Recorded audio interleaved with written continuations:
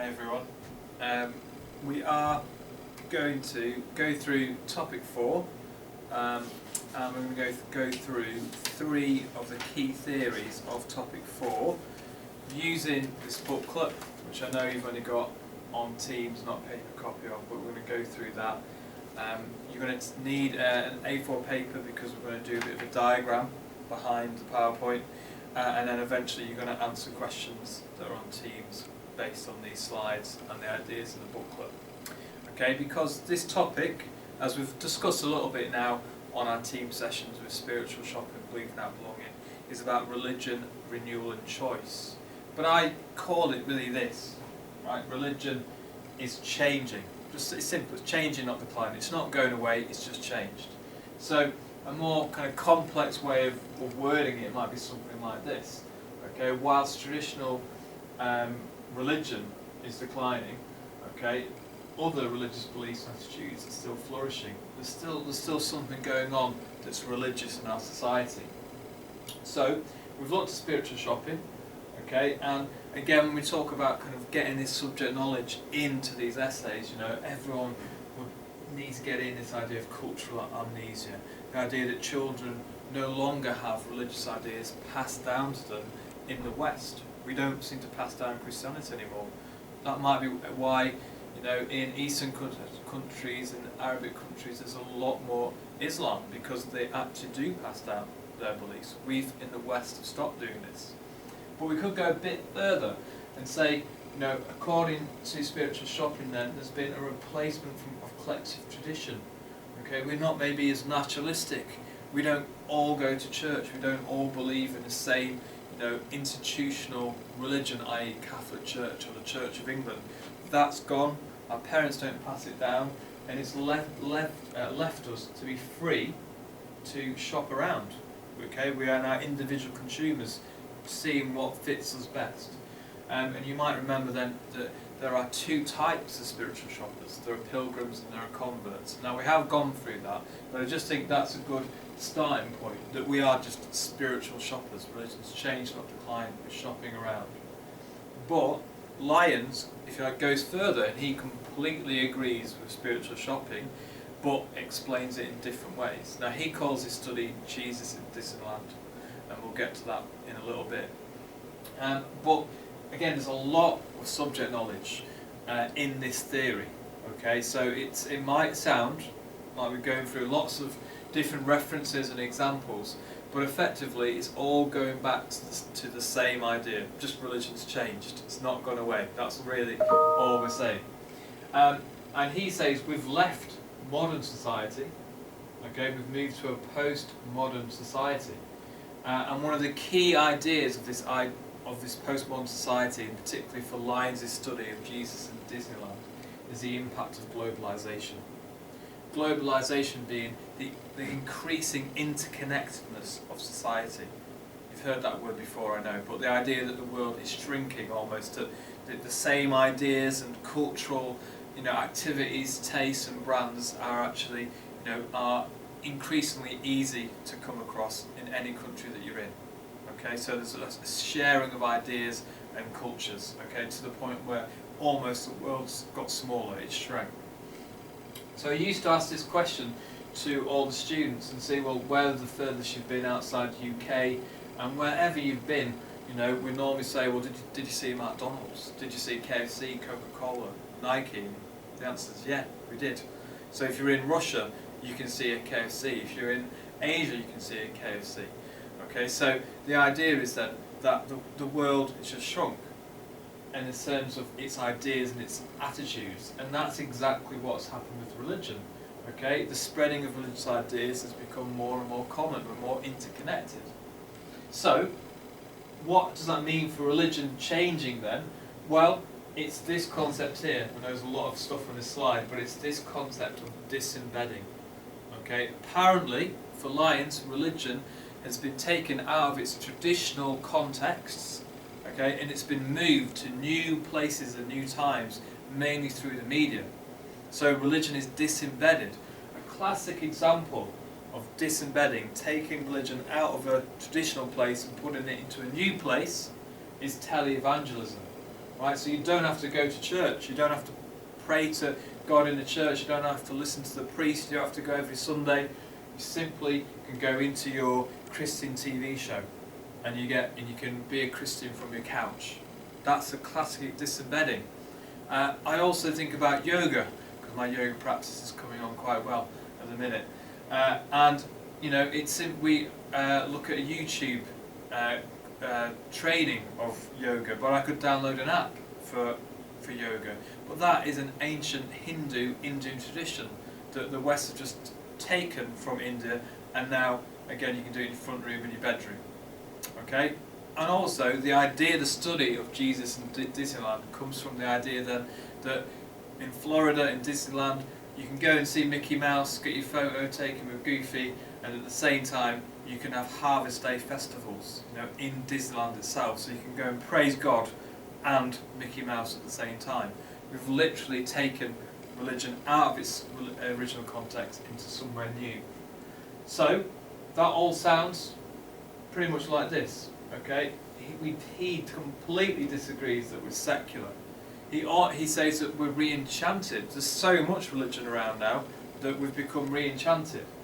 And the last bit of his theory then is again, I suppose the ultimate sense of being a shopper of religion is that we now just pick and choose any type we pick and choose any parts of religion that we like to form our religious identity.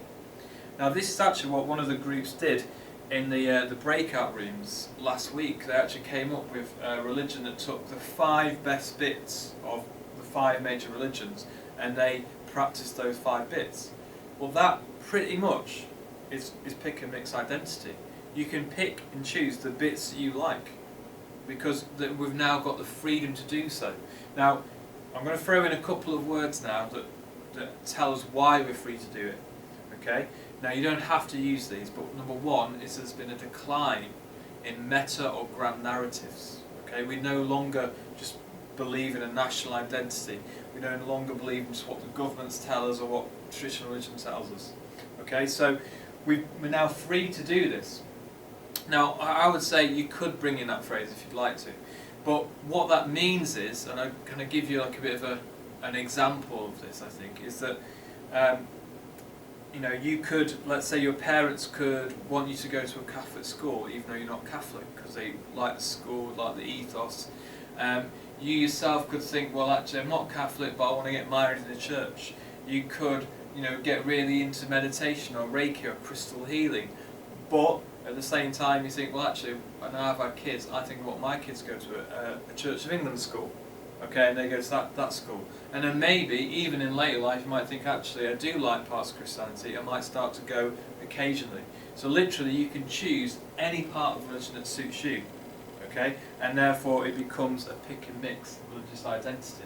So, for Lions then, this is only possible because we're in a postmodern world. We're free to do this. Okay? And disembedding has increased that, globalisation has increased it, and so has the loss of grand narratives, or loss of faith. So just talking about that makes me realise, again, quite how much detail is in there, okay, for this explanation.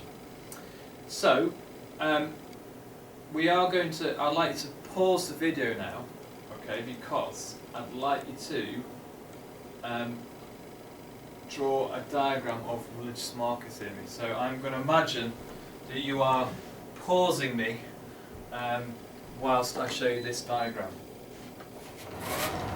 So I'm going to even move from the screen so you can pause and draw that out.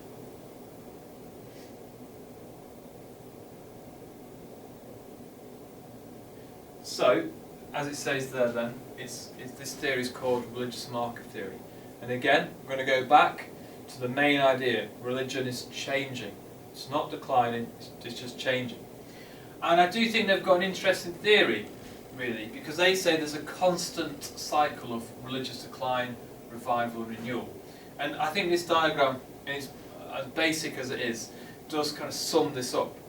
Because if you take the idea of secularization then, in the 16th century, let's say this is religious belief, everyone was religious, weren't they? The Enchanted Garden, the Sacred Canopy, everyone believed in the same thing. And if you follow secularization, you know, Max Weber, rationalization, Berger, religious diversity, social culture diversity, structural differentiation, the point is now we get to 2021 and only 5% of adults attend church regularly. So the end point of secularization is what? Well, the end point is no religion. Surely that is because that's what secularization tells us. Science is replacing religion, there's a crisis of credibility, 5% attend church, so what? 30 years, 40, 50 years, no religion. And if you think about it, well, I find that completely unrealistic. Right? I'm not religious myself, but any time I go anywhere new, in Britain, even in Britain, you see churches, you see mosques, you see religion. How can it be just dead? It might not be very popular, but it's still here. And that's because of two reasons. Stark and Bainbridge, the people who talk about market theory, say this theory of secularization is Eurocentric. It's just focused on Europe. The rest of the world is actually getting more religious. But secondly, they don't, according to Stark and Bainbridge, they reject secularization because of this. They believe that religion is in a cycle. So we in Europe now are absolutely in this bit. Okay, we can definitely say traditional religion's declined. The Catholic Church, the popularity of that, the Church of England, is going down. But we might be here. We might not be kind of like completely reviving our religious faith, but there seems to be, in Britain now, loads of different types of Christianities. We know that Pentecostalism is the fastest growing Christian group in the UK. But then there's Jehovah's Witnesses. There are many different types of religious Christian groups. There are many different types of religious or spiritual groups, you know, Reiki, spiritual healing, crystal healing, you know, all of these suggest then that maybe, you know, in 50, 100 years, 200 years, there might be a complete revival of religious belief in Britain. And then they say gradually these kind of religions might lose popularity and in its place might come traditional religion again. Because in the rest of the world, this can be happening.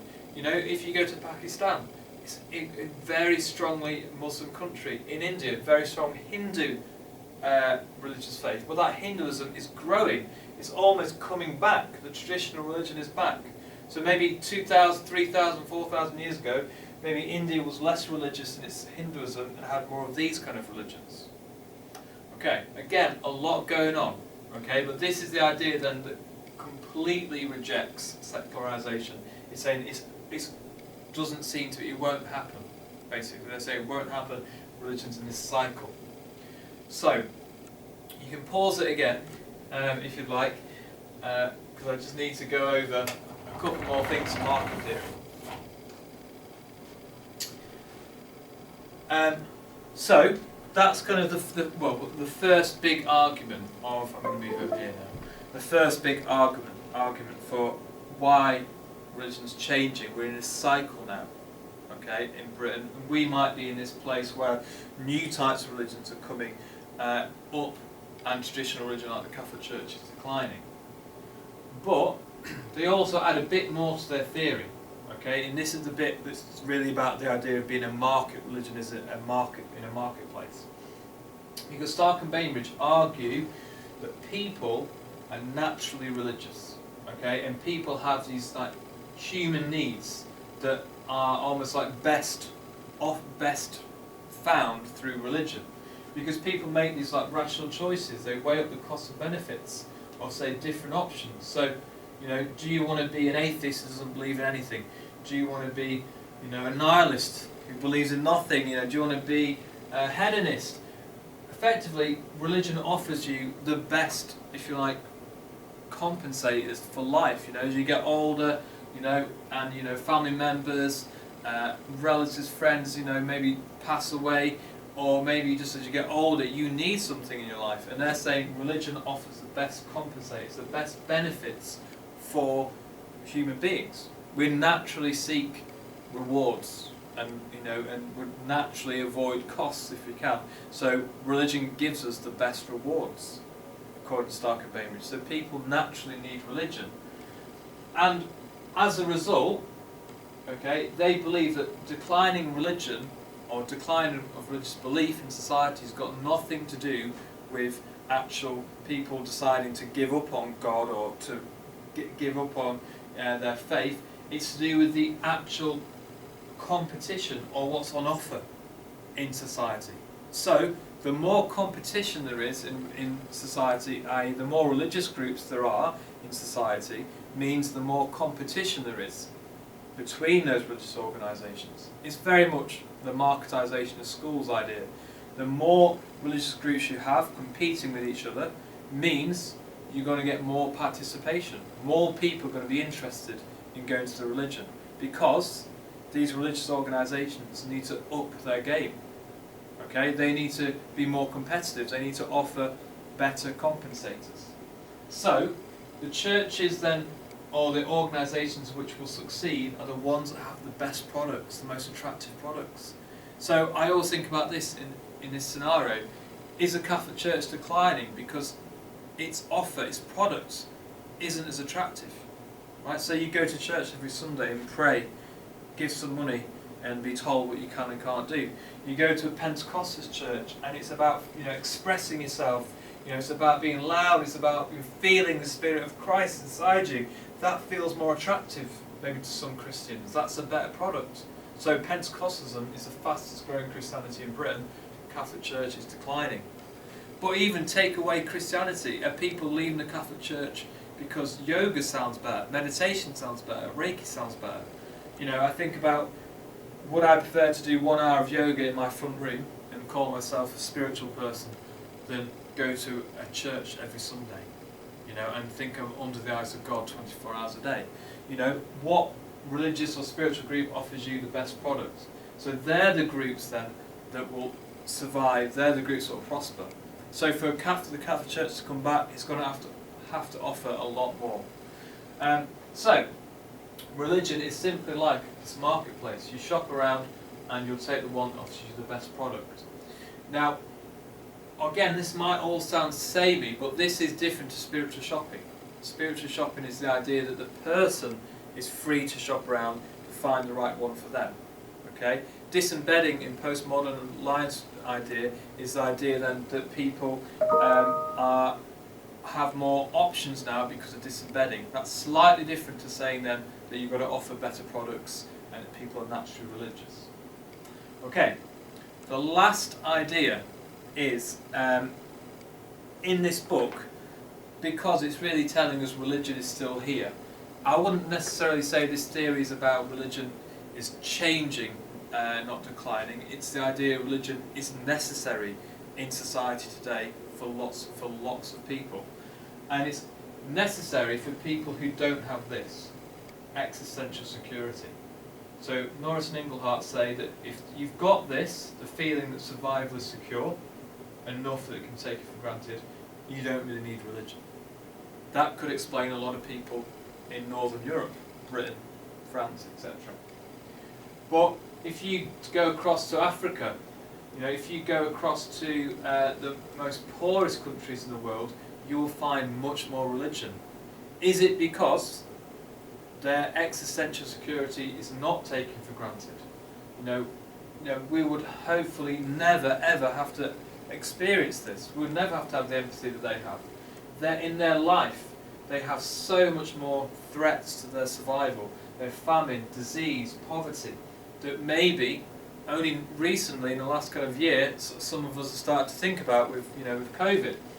And also, when you see pictures like that, I don't know if you can see that there. When people have tried to get across the channel underneath lorries or in airtight kind of like backs of lorries, it sometimes is portrayed in things like the Daily Mail as like they're freeloaders. Who would ever do this for like fun or do it because they just fancied a better life? You do it because you're in desperate need. Okay, so I like that quote, if you like, to sum up why on earth would you get on a dinghy and leave your country and try and get across to Europe? It's because it's safer in the water than it is in the land. You're only doing that because of how bad it is in your home country. So, if you have security, existential security, that your life feels secure, you probably don't need religion. The poorer the country then, the more likely they are to be religious. So therefore religion's not gone away, it's not secular, it's just that where we are, okay, there is less religion because there's more existential security. But even within Britain, the poorer you are, the more likely you are to be religious. So within rich societies, you still have religion, okay, because the poorer people will still need it. And you can even do a little comparison between the USA and the UK. The USA has no welfare state, no free medical health care, it has less social security, more of a dog-eat-dog world, more of a capitalist world, and therefore they seem to be more religious. Is it because it's more of a competitive country with more existential insecurity?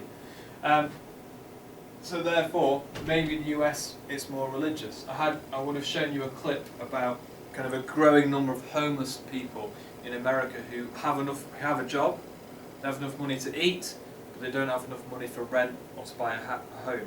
So basically they just travel around going to car parks and sleep in car parks in their cars. So this last theory of existential security theory is just to throw in there because it's in the book and it's telling us that religion is still here, it's not secular. But just to repeat then, believing that belonging, spiritual shopping, Jesus in Disneyland, religious market theory, they tell us religion is changed, it's still here, it's not declined. So I think for the rest of the part of this lesson then is that you're going through this booklet, topic 4.